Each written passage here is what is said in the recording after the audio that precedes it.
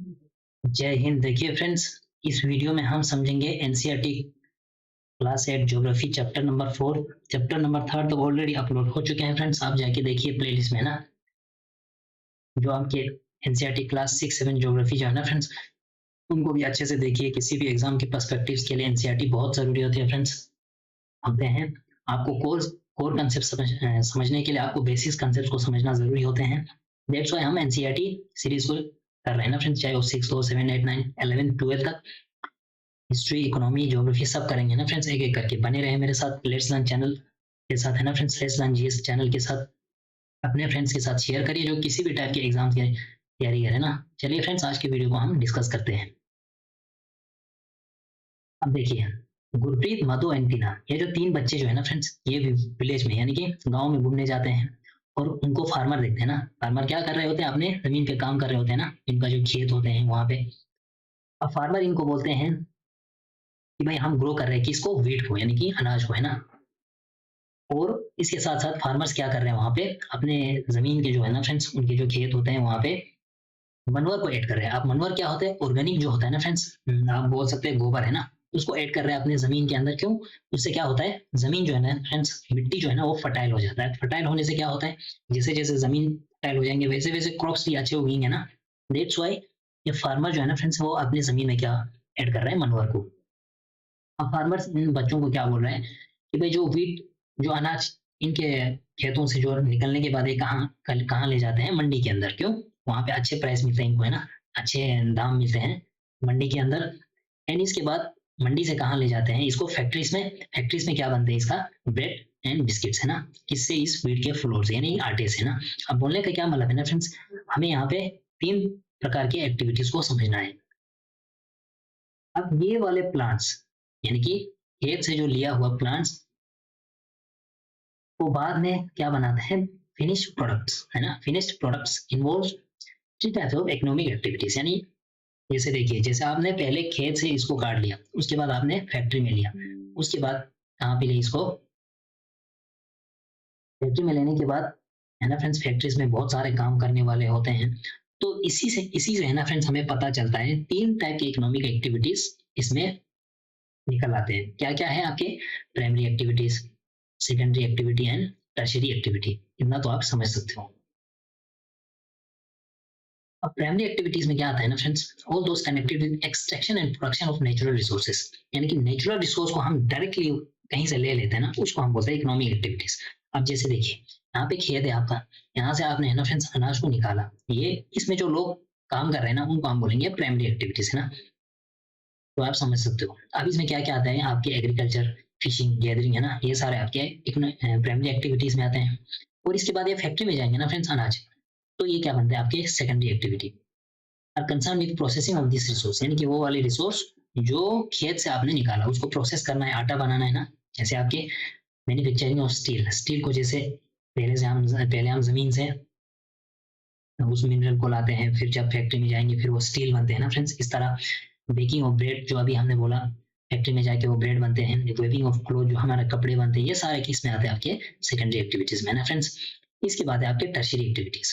अब tertiary activities support करते हैं किसको, आपके प्राइमरी एंड सेकेंडरी सेक्टर्स को।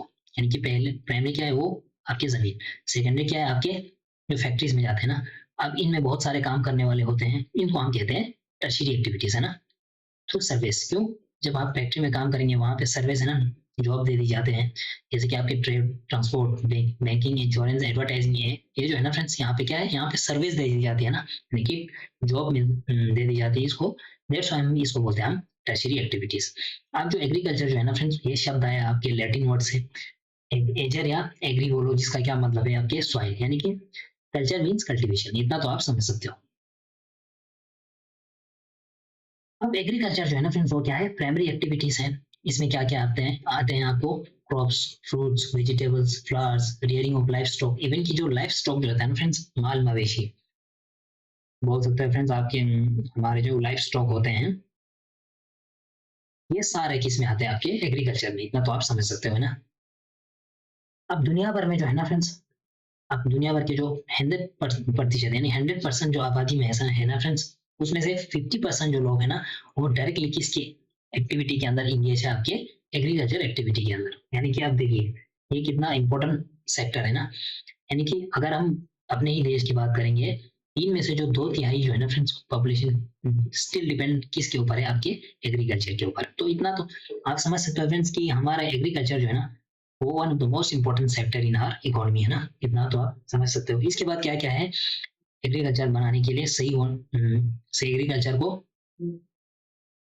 लाने के लिए हमें क्या क्या चाहिए, टोपोग्राफी ऑफ सॉइल है ना, वहाँ पे जमीन अच्छा होना चाहिए, क्लाइमेट चाहिए इसके लिए एग्रीकल्चर के लिए। अब वो वाली लैंड जहाँ पे हम क्रॉप्स को उगाते हैं ना, हम उसको कहते हैं एरेबल लैंड है ना, एरेबल लैंड। अब नीचे दिए हुए मैप पे हम कुछ एरेबल एग्रीकल्चरल एक्टिविटी को हम देखेंगे फ्रेंड्स। अब दुनिया भर में एग्रीकल्चर एक्टिविटी वहां पे होता है जहाँ पे ये कुछ सुटेबल फैक्टर्स होते हैं। क्या क्या है, आपके सॉइल अच्छा होना चाहिए, क्लाइमेट अच्छा होना चाहिए ना, वहाँ पे बहुत ज्यादा क्रॉप्स उगाई जाती है ना। जैसे देखिए नॉर्थ ईस्टर्न यूरोप अमेरिका में है ना फ्रेंड्स, यहाँ पे क्लाइमेट बहुत अच्छा है, इसके साथ साथ सॉइल अच्छा है ना। यहाँ पे कुछ रीजन है साउथ अमेरिका में, जैसे देखिए इस रीजन में इसको हम बोलते हैं friends bread bread basket of the world है ना, पूरी दुनिया का ये ब्रेड बास्केट है, जिसको हम स्टेपी का घास का मैदान बोलते हैं ना फ्रेंड्स, स्टेपी ग्रासलैंड ग्रासलैंड है ना फ्रेंड्स। अब इसमें क्या क्या आता है, आपके यूक्रेन रशिया में जो अभी युद्ध चल रहा है, कंफ्लिक्ट हो रहा है ना फ्रेंड्स, यहाँ पे आपने सुना होगा कि भाई यूक्रेन अपने अनाज को दुनिया भर में नहीं बेच पा रहा है, क्योंकि ब्लैक सी में रशिया के जो है ना फ्रेंड्स, रशिया की नेवी यहाँ पे ब्लॉक करके रखा है, नहीं देने जाने नहीं दे रहा है। तो इस तरह के आपने बहुत ज्यादा न्यूज सुना होगा। दैट्स व्हाई है ना फ्रेंड्स, यहाँ पे बहुत ज्यादा अनाज होता है। क्यों? क्योंकि यहाँ का फेवरेबल क्लाइमेट है, सॉइल अच्छी है, तो यहाँ पे अनाज जो है ना फ्रेंड्स वीट बहुत ज्यादा होता है। हमारे ही देश की बात करेंगे, जैसे देखिए फ्रेंड्स पूरे देश भर में होता है, कहीं कहीं पे छोड़ के ना, आप नॉर्थ ईस्टर्न चाइना में भी बहुत होता है। तो इस तरह से आप मैप पे देख सकते हो ना फ्रेंड्स। आप देखेंगे यहाँ कुछ शब्द हुआ ना, जैसे एग्री हुआ, सीरी हुआ, पीसी हुआ, विट्टी है ना, हॉर्टिकल्चर। तो ये सारे किससे मिला हुआ है, प्लस हॉर्टिकल्चर है ना। अब कल्चर का क्या मतलब हुआ, कल्टीवेशन, जो हमने ऊपर डिस्कस किया। एग्री का क्या हुआ, science and art of cultivation of soil है ना, वो वाली साइंस जहाँ पे हम सॉइल पे कल्टीवेट करते हैं क्रॉप्स है ना, रियरिंग ऑफ लाइफ स्टॉक, ये सारे किस में आते हैं, आपके एग्रीकल्चर में। अब इसको हम फार्मिंग में बोलते हैं ना फ्रेंड्स, ये आप समझ सकते हो। सेरीकल्चर में क्या आता है, रियरिंग ऑफ सिल्क वॉर्म्स है ना, आपने सिल्क वॉर्म्स देखा होगा फ्रेंड्स, जहाँ पे हम रियर करते हैं किसको, सिल्क वॉर्म्स को, तो उसको हम कहते हैं सेरीकल्चर। ये अपने आप में बहुत जरूरी होते हैं फार्मर ऑफ द इनकम के लिए ना, इनकम ऑफ द फार्मर के लिए, सॉरी फ्रेंड्स। यानी कि फार्मर का जो इनकम है ना, ये बहुत जरूरी होते हैं इसमें, आपके सेरीकल्चर के अंदर। इसके बाद है पिसीकल्चर। अब पिसीकल्चर का क्या मतलब हुआ, जहाँ पे फिश को ब्रीड की जाती है ना फ्रेंड्स, उसको हम बोलते हैं पिसीकल्चर। अब इसमें क्या क्या होते हैं, टैंक्स बनाए जाते हैं, पॉन्ड्स में बहुत ज्यादा मछलियों को रखा जाता है ना, तो इसको हम बोलते हैं पिसीकल्चर। विटीकल्चर क्या हुआ, कल्टीवेशन ऑफ क्रॉप्स है ना फ्रेंड्स, ग्रेप्स को उगाना है, सॉरी कल्टीवेशन ऑफ ग्रेप्स, यानी यहाँ जहाँ पे अंगूर उगाए जाते हैं ना फ्रेंड्स, उस साइंस को हम बोलते हैं विटीकल्चर है ना। इसके बाद बोलते हैं फ्रेंड्स लास्ट है आपके हॉर्टिकल्चर। हॉर्टिकल्चर में क्या क्या उगाए जाते हैं, आपके वेजिटेबल्स हुआ, फ्लावर्स हुआ, फ्रूट्स हुआ, और कमर्शियल यूज के लिए ना, बाजारों में लेते हैं हम सारों को बेचने के लिए, तो इसको हम कहते हैं हॉर्टिकल्चर। तो ये कुछ इन्फॉर्मेशन है फ्रेंड्स। अब फार्म सिस्टम क्या होते हैं, देखिए एग्रीकल्चर और farming can be looked at S A system. यानी कि चाहे आप एग्रीकल्चर जिसको हम फार्मिंग भी बोलते हैं, हम इसको देखते हैं ऐसे सिस्टम। क्यों, द मोस्ट, सॉरी फ्रेंड्स यहाँ पे पेन जो है ना, अब मोस्ट इंपोर्टेंट इनपुट्स क्या क्या होते हैं एग्रीकल्चर को, हमें एग्रीकल्चर अगर करना होगा तो क्या क्या चाहिए, हमें सीड्स चाहिए सबसे पहले, जो है ना फ्रेंड्स सीड्स, फर्टिलाइजर चाहिए, मशीनरी चाहिए, तो ये सारे है ना बहुत जरूरी होते हैं है ना। इसके साथ साथ लेबर चाहिए। अब इसके साथ साथ ऑपरेशन जो है ना फ्रेंड्स, हमें अगर खेत को सही से, हमें अगर बीज को लगाना होगा तो क्या क्या चाहिए, पहला क्या करना है, क्या उसको करना है, प्लविंग करना है, उसके बाद आपको फिर उसको अंदर आपको अनाज को डालना है, सोविंग, फिर उसके ऊपर पानी डालना है, इरिगेशन, फिर वीडिंग करना है ना फ्रेंड, जो एक्स्ट्रा जो ग्रासेस होते हैं उसको उठाने के लिए हम उसको वीडिंग करते हैं, फिर हम उसके बाद हार्वेस्टिंग है ना, उसको काट देते हैं। ये सारा ऑपरेशंस खेत में होता है, इतना तो आपने देखा होगा।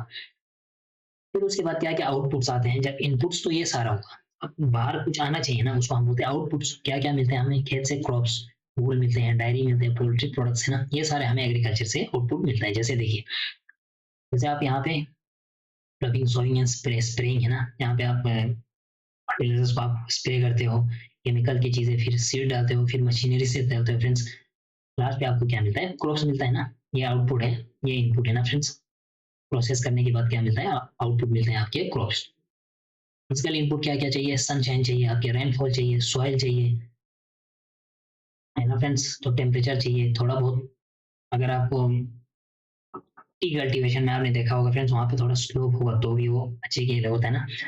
तो ये सारे कुछ फिजिकल इनपुट्स होते हैं। ह्यूमन इनपुट्स क्या क्या चाहिए, स्टोरेज ऑफ, है ना फ्रेंड्स, जहाँ पे हमें स्टोर करके पानी को स्टोर रखो, ग्रेन्स को स्टोर रखो, लेबर चाहिए, मशीन चाहिए, केमिकल चाहिए। तो ये सारा इनपुट्स आपको जरूरी होता है किसी भी एग्रीकल्चर को करने के लिए ना फ्रेंड्स, ना तो आप समझ सकते हो।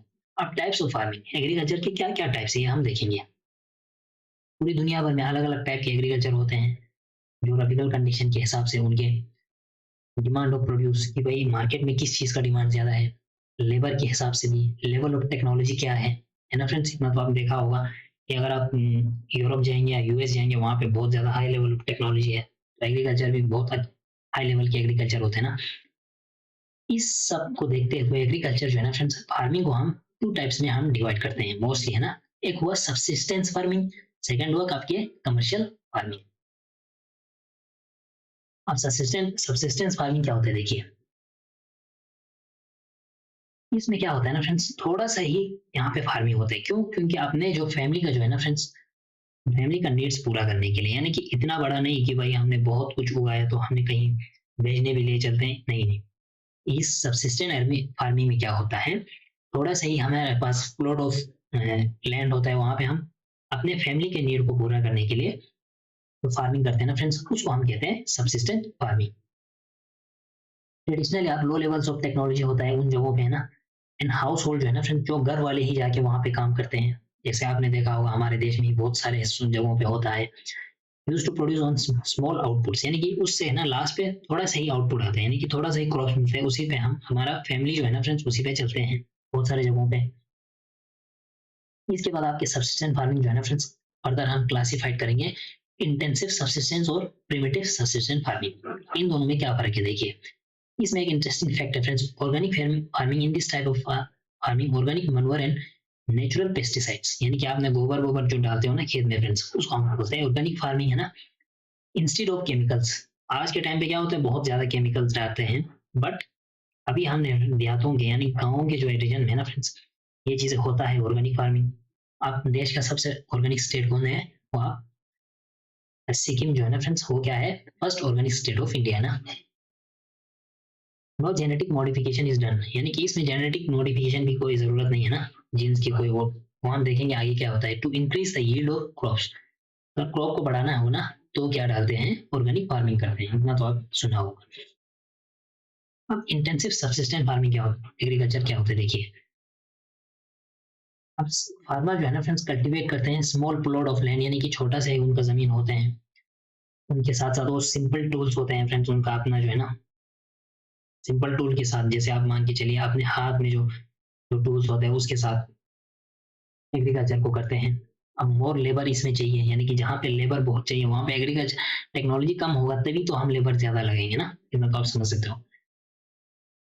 Climate with large number of days with sunshine and fertile soils permit growing the of more than one crops annually on the same plot, यानी कि वहाँ के क्लाइमेट अगर अच्छा होगा ना, सनशाइन वहाँ पे अच्छी होगी, अगर वहाँ का सॉइल अच्छा होगा इस सबसिस्टेंट इंटेंसिव सबसिस्टेंट फार्मिंग के अंदर, तो क्या होगा, साल में हमें एक या एक से ज्यादा हम क्रॉप्स वहां पे उगा सकते हैं ना फ्रेंड्स, कहाँ पे, वो सेम प्लॉट के अंदर, है ना।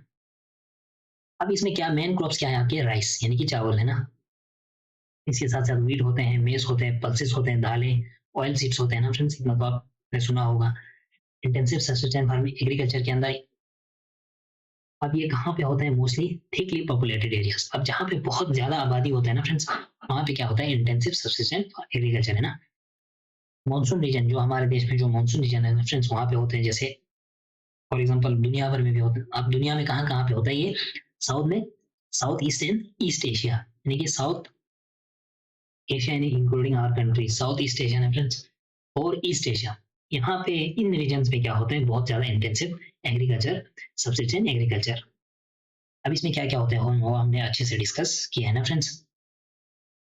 अब प्रिमिटिव सब्सिस्टेंट फार्मिंग क्या होता है देखिए, including shifting cultivation and nomadic herding. अब यहाँ पे क्या होता है, जैसे एक फॉरेस्ट एरिया एरिया होगा, वहाँ पे फॉरेस्ट को खत्म करेंगे, फिर वहां पे अनाज उगाएंगे। जब उसका फर्टाइल खत्म हो जाएंगे, जमीन का जो है, मिट्टी का जो है ना फ्रेंड्स, फर्टाइल खत्म हो जाएंगे, फिर वो दूसरे एरिया में जाएंगे, वहां पे फॉरेस्ट क्लियर करेंगे, वहां के फिर वहां पे एग्रीकल्चर करेंगे। तो ये होता है शिफ्टिंग कल्टीवेशन। उसके साथ साथ ये नोमैडिक हार्डिंग करते हैं। अपने जो लाइफ स्टॉक जो है ना फ्रेंड्स, जो बकरी होते हैं उनके साथ, भेड़ बकरियों को लेके एक दूसरे से दूसरी जगह शिफ्ट होते रहते हैं सीजन टू सीजन, तो इसको हम कहते हैं नोमैडिक हार्डिंग। तो ये सारे किस में आता है? आपके प्रिमिटिव सब्सिस्टेंस एग्रीकल्चर के अंदर है ना। अब यहाँ पे लिखा है आपके शिफ्टिंग कल्टीवेशन जो है ना फ्रेंड, दुनिया भर में अलग अलग नाम से जाना जाता है। आपके शिफ्टिंग कल्टीवेशन क्या होते हैं वो मैंने आपको बोला। जैसे जूमिंग जो है ना फ्रेंड्स, वो हमारे नॉर्थ ईस्ट इंडिया में इसको बोलते हैं हम जूमिंग। मिल्पा बोलते हैं आपके मैक्सिको में, रोका बोलते हैं आपके ब्राजील में, लडंग आपको बोलते हैं इंडोनेशिया में। ये जो चार है ना फ्रेंड्स, ये बहुत इंपॉर्टेंट है, हर एग्जाम में ये पूछे जाते हैं, ये आप याद रखिए। इसके बाद है फ्रेंड्स आपके शिफ्टिंग कल्टीवेशन। अब ये कहाँ पे होते हैं, मैंने अभी बोला आपको। अब हम डिस्कस करेंगे फ्रेंड्स शिफ्टिंग कल्टीवेशन में क्या होते हैं। Forest areas of Amazon basin, अगर आप अमेजन जो साउथ अमेरिका में, ब्राजील जो है एरिया जो है ना फ्रेंड्स, वहाँ पे ये करा जाता है आपके शिफ्टिंग कल्टीवेशन। ट्रॉपिकल अफ्रीका में, यानी कि अफ्रीका के कुछ रीजन्स में जहाँ पर ट्रॉपिकल क्लाइमेट है ना, वहाँ पे होता है। Parts of south East Asia है ना फ्रेंड्स, साउथ ईस्ट एशिया और नॉर्थ ईस्ट इंडिया, इन सारे रीजन में क्या होते हैं? Shifting cultivation.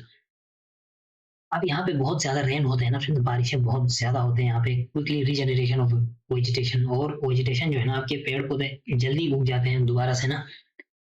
अब क्या होता है इसमें, इसके अंदर plot of land is clear by filling the trees and burning them, यानी कि कोई प्लॉट ऑफ लैंड होगा, यहाँ पे आप ट्रीज होंगे, उसको पहले काटा जाता है, उसमें फिर मिट्टी डाला जाता है, उससे फिर उसके ऊपर फार्मिंग होता है ना फ्रेंड्स, एग्रीकल्चर किया जाता है।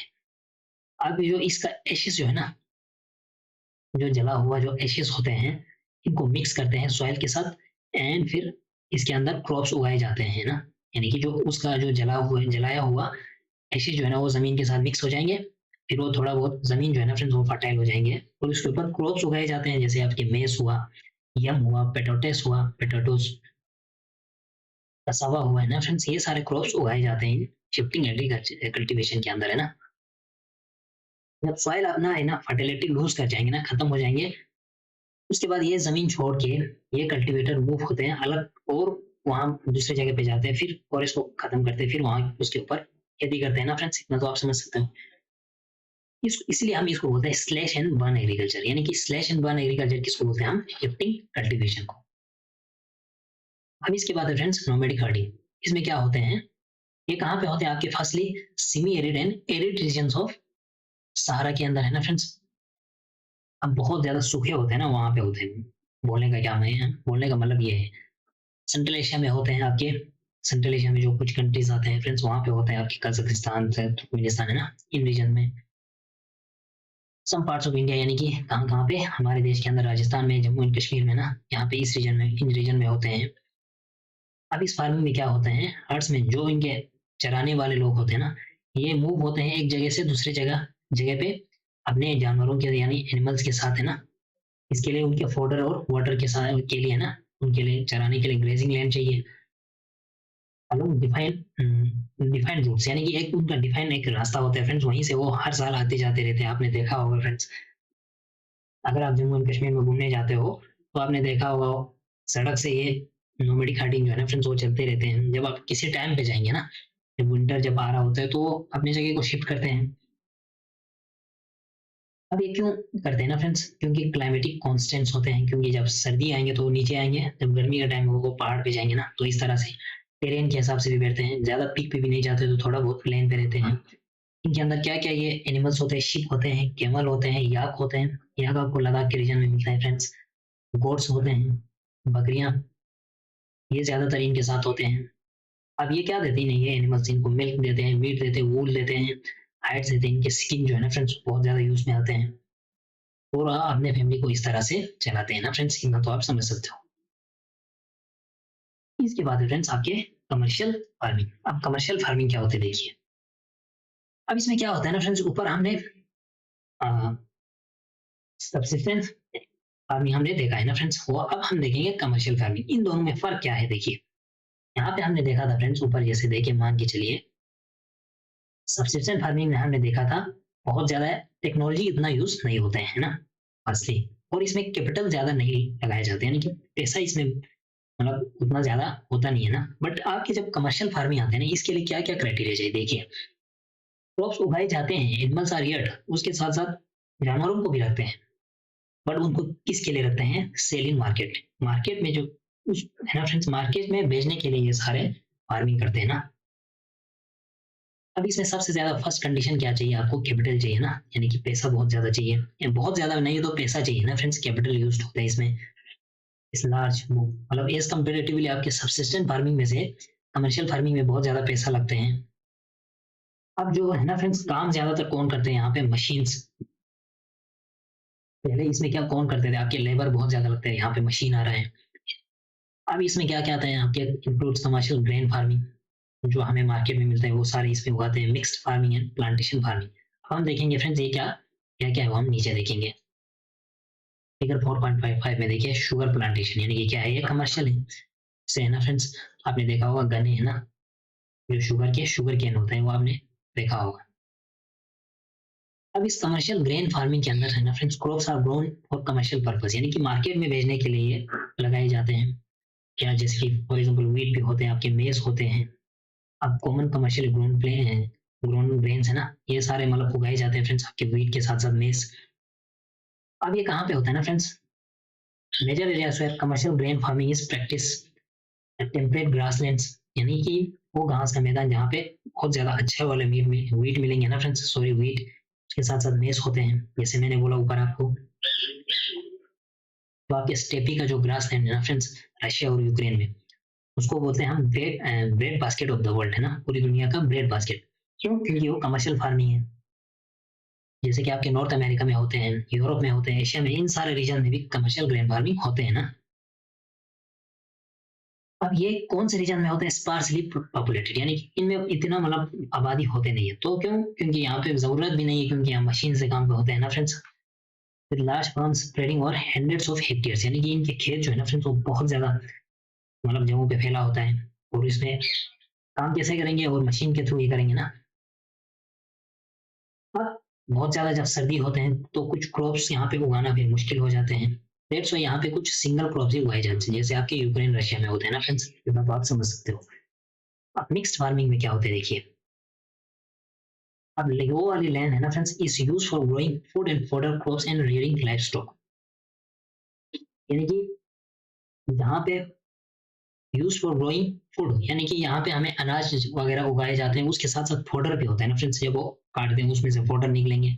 उसके साथ साथ वहाँ पे लाइफ स्टॉक भी, यानी कि वो जो जानवर होता है ना फ्रेंड्स, वहाँ पे उनको भी वहाँ पे पालने ले जाते हैं, तो उसको हम बोलते हैं मिक्स्ड फार्मिंग। तो मिक्स्ड हो रहा है ना, आप देखिए। जैसे आपके यहाँ कहाँ कहाँ पे होते हैं, यूरोप के अंदर, eastern US, Argentina, south east Australia, New Zealand and South Africa, इन रीजन में क्या होते हैं आपके मिक्स्ड फार्मिंग। अब plantation are type of commercial farming, है ना। अब प्लांटेशन क्या होते हैं देखिए, वो वाली कमर्शियल फार्मिंग वहां पे जहाँ पे सिंगल क्रॉप्स उगाता हो, जैसे आपके टी हुआ, कॉफी हुआ, शुगर कैन हुआ, कैशिफ है ना, कैशिफ नट है ना, जिसको हम काजू बोलते हैं ना फ्रेंड्स, रबर हुआ, आपके बनाना हुआ, और कॉटन हुआ, है ना। क्यों, क्योंकि इसको हम प्लांटेशन बोलते हैं, क्योंकि ये सिंगल क्रॉप होता है ना फ्रेंड्स, क्योंकि ये साल भर में एक बार होता है ना। अब इसके लिए लेबर भी चाहिए, इसके साथ साथ पैसा भी चाहिए प्लांटेशन को ग्रो करने के लिए। अब इसके साथ क्या होता है ना फ्रेंड, द प्रोड्यूस में भी प्रोसेस्ड ऑन फार्म्स इटसेल्फ और नियर बाय फैक्ट्रीज, यानी कि वो अपने खेत में ही प्रोसेस करते हैं या उसको फैक्ट्रीज में ले ली जाते हैं। अब इसके लिए ट्रांसपोर्ट अच्छा होना चाहिए, रोड अच्छा होना चाहिए। दस एसेंशियल फॉर सच फार्मिंग है ना फ्रेंड्स, प्लांटेशन के लिए ये चीजें अच्छा होना चाहिए, क्राइटेरिया जब फुलफिल होगा तभी जाके आपको अच्छे क्रॉप मिलेंगे ना। अब मेजर जो plantations are found in tropical regions of world, यानी कि जहाँ पे ट्रॉपिकल रीजन्स है ना फ्रेंड्स, क्या होता है, टेम्परेट क्या होते हैं, हम आगे नीचे जाएंगे और डिस्कस करेंगे। इन रीजन्स में होते हैं, जैसे आपके रबर होते हैं आपके मलेशिया में, कॉफी होता है अच्छा वाला आपके ब्राजील में, ये हमारे देश में ही होते हैं, श्रीलंका में होते हैं। तो ये कुछ एग्जाम्पल्स है आपके प्लांटेशन। चलिए फ्रेंड्स, आज की वीडियो को यहीं पे रखते हैं, इसके बाद हम नेक्स्ट पार्ट में देखेंगे। तब तक के लिए थैंक यू, एंजॉय।